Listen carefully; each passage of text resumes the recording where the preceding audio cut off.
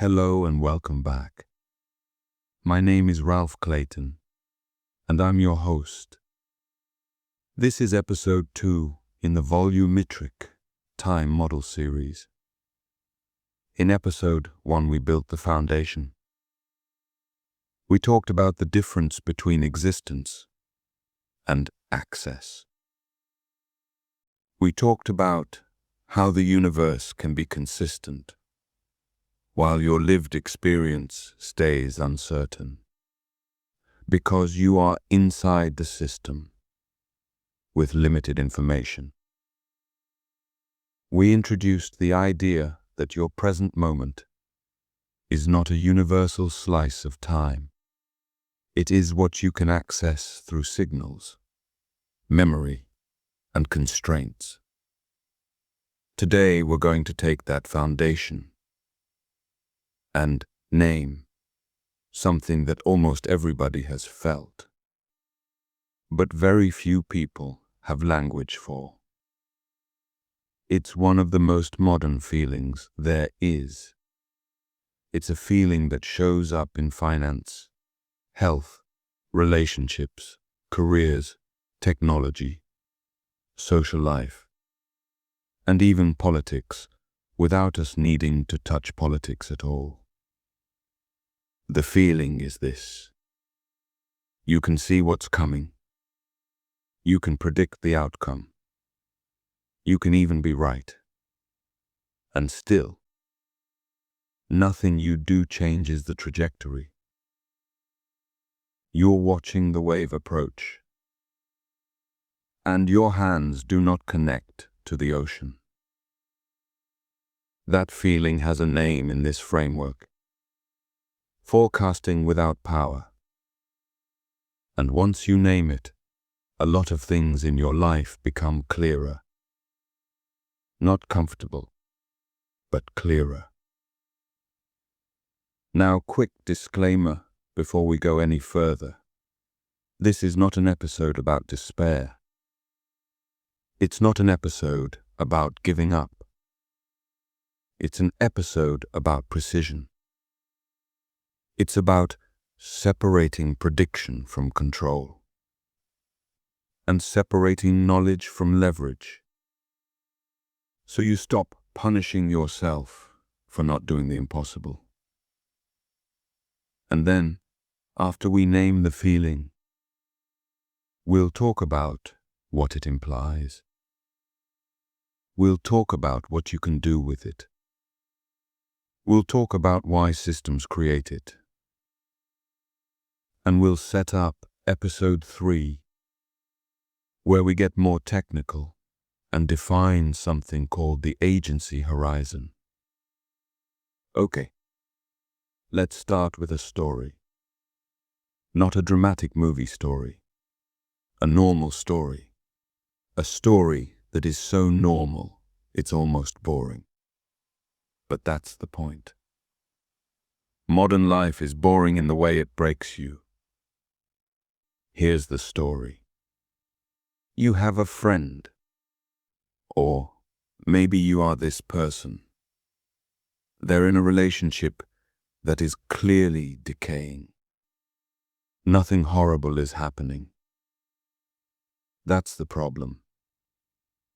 It's not loud enough to force clarity. It's not abusive, not explosive, not one big betrayal that makes the decision obvious. It's just a slow drift, a slow decline, a slow turning down of the emotional volume. Small disappointments, missed connections, little resentments that don't get resolved, conversations that never quite land, a quiet accumulation. And here's the key part. They can see where it's going. They can predict the outcome. They can feel the ending before it arrives. They can say things like, "I already know how this ends." They can tell you the pattern. They can tell you the timeline.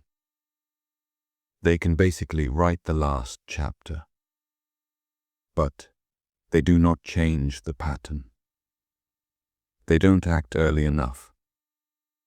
Or, when they do act, it doesn't steer anything.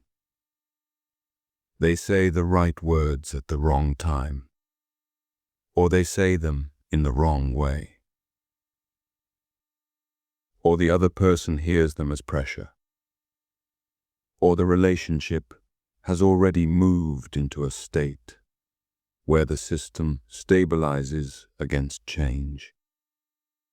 So the person watches the ending approach while still living inside the story. That experience is forecasting without power, and it is psychologically brutal because humans evolved to tie prediction to control. We are built to believe that seeing is connected to steering. If I can see the tiger, I can avoid it. If I can predict the storm, I can prepare. If I can read the room, I can change the outcome. That's how a lot of survival worked for most of history. But modern systems, and modern scales, and modern delays often break that link. You can have visibility without leverage. Okay, now let's do a second story, different domain. Health. You're not feeling great. You're gaining weight. You're tired. Your blood work is getting worse. Or you're getting warning signs. You can see it coming. You can predict the trajectory. And you keep going anyway. Not because you're stupid. Not because you don't care. Because your daily life is built in a way where action is expensive and feedback is slow. You don't get immediate results from good behavior. You don't feel the benefits right away. The system doesn't reward you in real time, but you get immediate results from bad behavior. Bad behavior gives instant relief, fast dopamine, easy sedation, a short-term reduction in stress. So you can forecast the long-term outcome and still not control the short-term loop. That is forecasting without power. Third story, money. You've seen the pattern. You know what happens when you spend like that. You know what happens when you avoid the hard, boring financial habits. You know what happens when you don't build buffers. You can forecast the future, and still you do the same thing.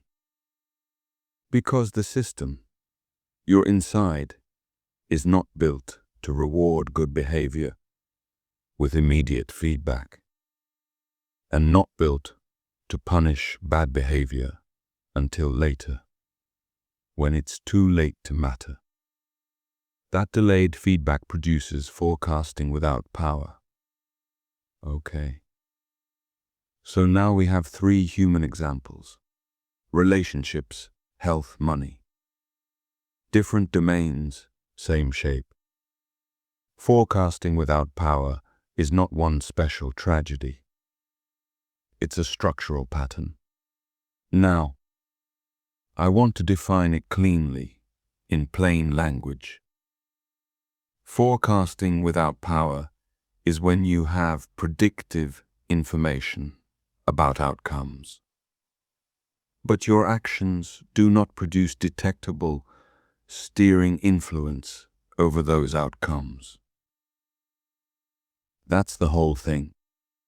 Prediction exists, control does not, or control is below threshold, meaning it's so weak compared to noise and delay that Operationally, it doesn't count.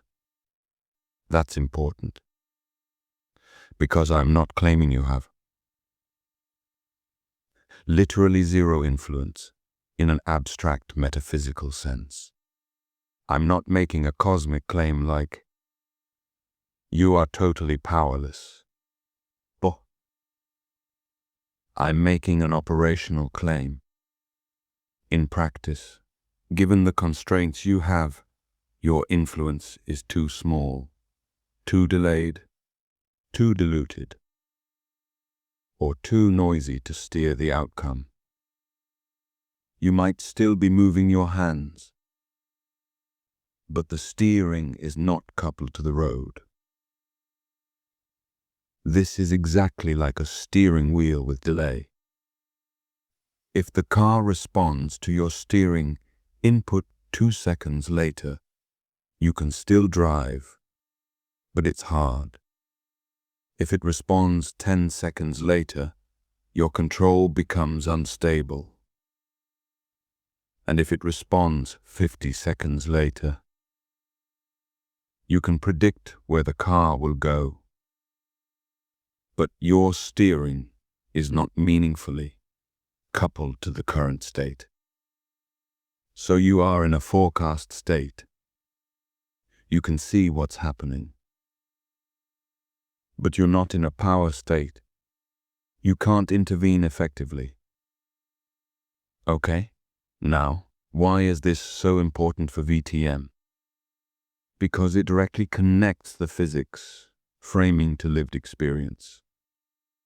In VTM, we separate existence from access. But we also separate access into 2 kinds. There's access that lets you predict. And there's access that lets you steer. And those are not the same thing. This is where people get confused. People assume that if you have information, you have power. But power depends on something else. It depends on coupling. Coupling means your actions connect to future states in a way that is timely enough and strong enough to make a difference above noise. So in VTM language, you can have predictive coupling without steering coupling. You can have knowledge without leverage. And once you accept that, you stop interpreting forecasting without power as personal failure. You start interpreting it as a mismatch between scale, delay, and control bandwidth. Now, I want to slow down and make this extremely clear, because it changes how people blame themselves. A lot of people blame themselves for not being disciplined enough, or not being strong enough, or no, delay.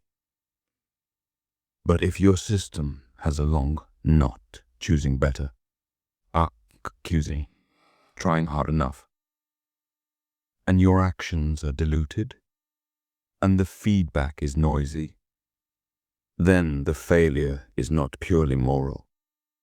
It is mechanical. If I put you in a car with a steering wheel delay, and you crash, I don't say you're a bad person. I say the control system is unstable. I say the interface removed your agency. So forecasting without power is the human experience of unstable coupling. And modern life produces it constantly. Okay. Now let's do the science intuition without math. How can prediction exist when control doesn't? Here's one way to understand it. Prediction can be passive. You can predict by observing. You can predict because patterns exist. You can predict because the world has inertia, trends, and regularities. But control requires active influence. Control requires that your actions arrive in time and with enough strength to shift the system. So prediction is often cheaper than control. It requires less energy, less access, less timing precision. Control is expensive. It requires low delay, good feedback, and enough leverage. This is why people can often predict their own mistakes. They can see themselves making the same mistake again, while still making it. They have enough access to predict, but not enough coupling to steer. That's forecasting without power. Now, there's a deeper point here. In many systems, prediction becomes easier as failure approaches.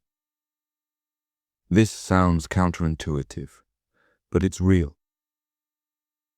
When a system gets close to a cliff, the signals can get louder. Patterns become more obvious. The outcome becomes more legible. The future becomes clearer. And that is exactly the cruelest moment. Because the clearer it becomes, the more your brain feels like you. You should be able to do something. But the clarity does not imply leverage.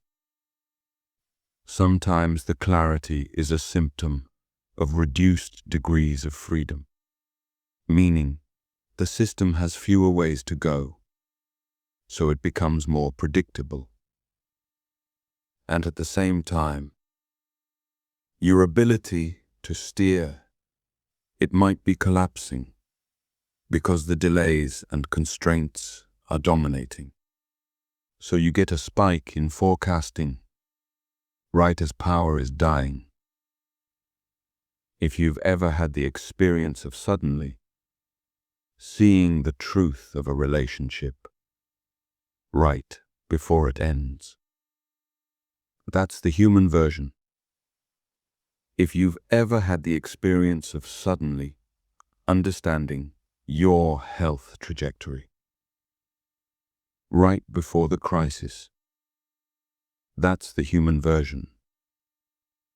If you've ever had the experience of seeing the market crash coming and still getting wrecked, that's the human version. Forecasting without power is often strongest at the end. Okay. Now I want to introduce two terms in a very light way, and we'll go deeper later. Term one is agency horizon. This is the boundary where your actions stop being detectable as influence. In other words, where steering collapses into noise. Term two is leverage gap. This is the distance between what you can predict and what you can control. You can think of it like this.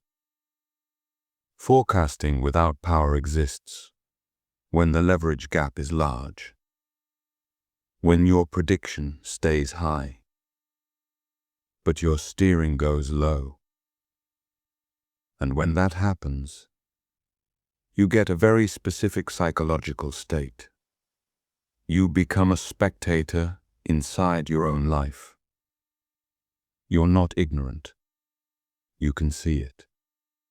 But you can't do it. That's the modern tragedy. Not the tragedy of not knowing. The tragedy of knowing and being unable to steer. Okay. Now, let's make it concrete again. But this time with a simple model you can imagine. Imagine a system that updates in steps. At each step, the system changes state. You observe the state, but you observe it with delay and noise. So you never see the true state.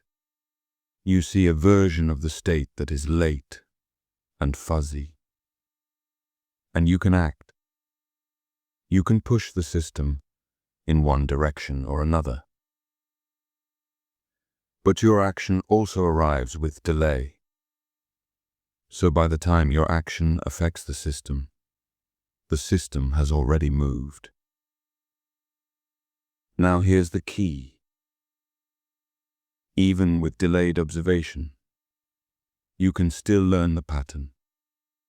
You can still forecast, because you see trends across time. You might even become good at predicting the next state, statistically. But to steer, you need your action to arrive at the right time, relative to the system's dynamics. If your action arrives too late, it doesn't couple. It becomes irrelevant. So the system can be predictable, while your control is ineffective. That's forecasting without power in a nutshell. Okay. Now, why is this not just a fancy way of saying life is hard? Because it gives you a diagnostic tool. It tells you what to look for. It tells you the difference between two kinds of failure. Failure type 1 is ignorance. You don't know what's happening. You don't see the pattern. You're blind. Failure type 2 is decoupling. You see the pattern, but your actions do not connect. Most people treat decoupling as a moral flaw, but it's often a structural condition. So if you can diagnose which failure you're in, you can choose a better response. If you're ignorant, you need information. If you're decoupled, you need leverage. Information alone won't fix leverage. In fact, more information can make you feel worse because it increases forecasting without increasing power. This is why doom scrolling makes people crazy. It increases predictive exposure while reducing actionable leverage. You get more forecast and less control. So your anxiety increases because you are feeding the forecasting engine without feeding the steering engine. Okay. Now we're going to connect this back to VTM's core split. Existence is not access. Forecasting without power is what happens when access exists, but access is not the right kind. You have access that improves prediction, but you don't have access that improves steering. Your access is not zero. It's just misaligned with control. So the future feels decided not because you have magical knowledge, but because your access to outcomes is higher than your access to levers. That mismatch creates inevitability.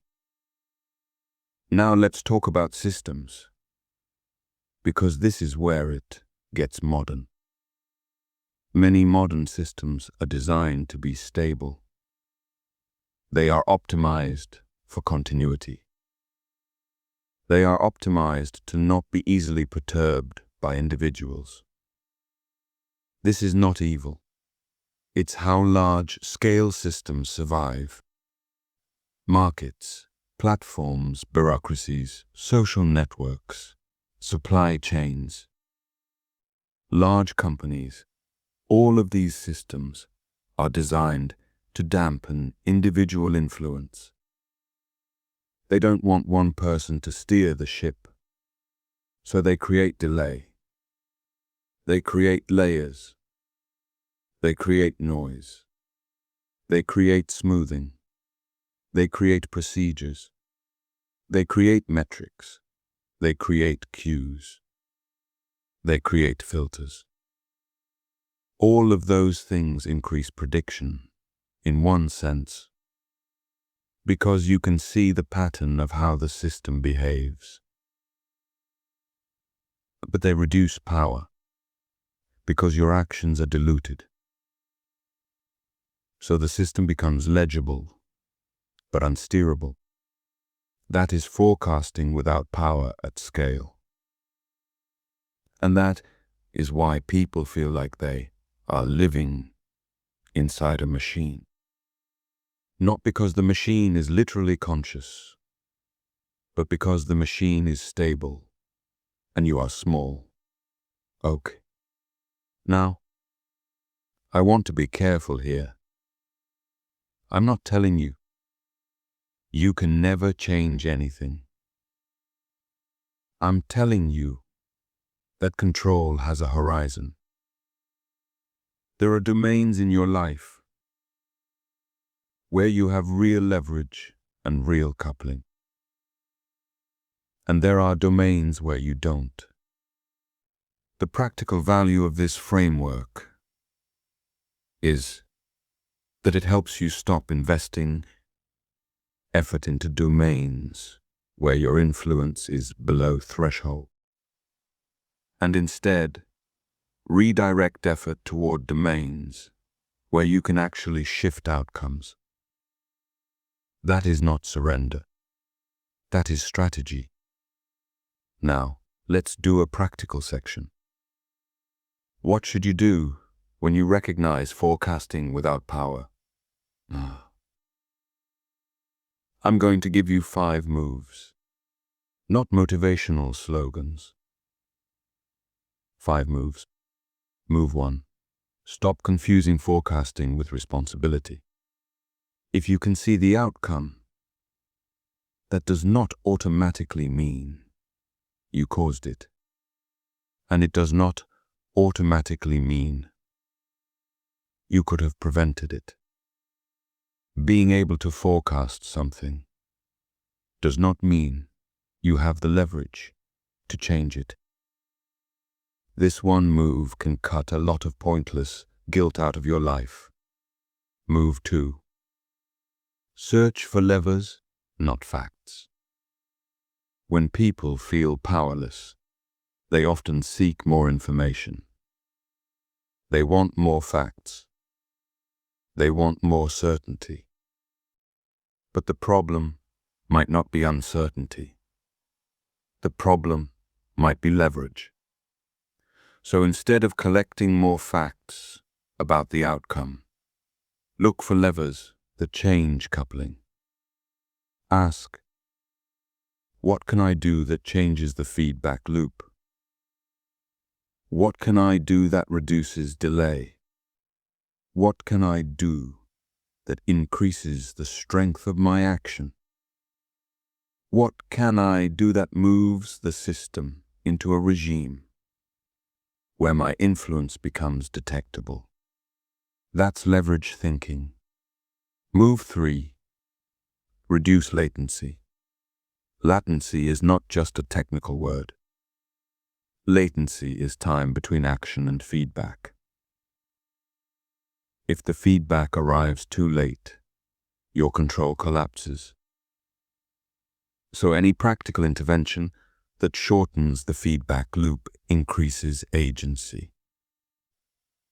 This is why tracking works. Not because numbers are magical, but because they reduce delay between behavior and consequence. This is why honest conversations early work, because they reduce latency in relationships.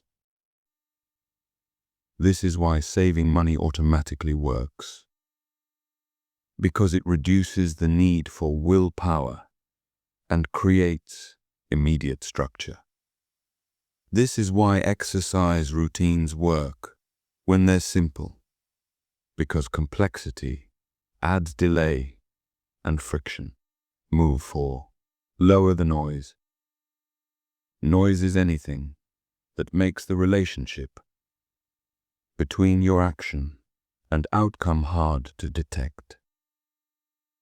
If your life is chaotic and overloaded, your steering influence gets buried.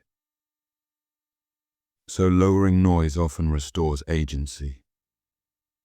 This can mean simplifying commitments, reducing inputs, reducing distractions, leaving toxic environments, and building stable routines. It's not self-help fluff. It's control theory. Move 5. Accept the horizon. This is the hard one. Sometimes you are beyond your agency horizon for a particular outcome. Sometimes the outcome is coming, and you are not going to steer it away. In that case, the optimal move is not frantic steering. The optimal move is to choose how you relate to it and how you allocate your energy. You can still act, but you act within what is controllable. You stop performing control you do not have. That is a form of dignity. Okay? Now, before we end, I want to make one philosophical point because it matters. Forecasting without power is a direct challenge to the way people talk about free will. A lot of free will arguments assume something like this. If you can imagine alternatives, you must have control. But imagination is not leverage. People also assume if you can predict an outcome, you must be able to change it. But prediction is not steering. So in VTM, we talk about agency as measurable influence, not as metaphysical freedom. And that reframes the whole debate. It makes it less religious. It makes it more operational. It means we can talk about degrees of agency instead of all or nothing free will. And it means we can talk about harm as agency removal, not just as physical violence. Because if someone controls feedback, controls timing, controls access, they are controlling your agency horizon. Okay. Now, I want to end with a clean summary. Forecasting without power is the condition where predictive information exists, but steering influence is below threshold. It's the experience of seeing the outcome while being unable to change the trajectory. It often happens in systems with delay, noise, scale, and stabilizing filters. It is a normal product of modern life, not always a personal moral failure. The practical response is to stop confusing visibility with responsibility.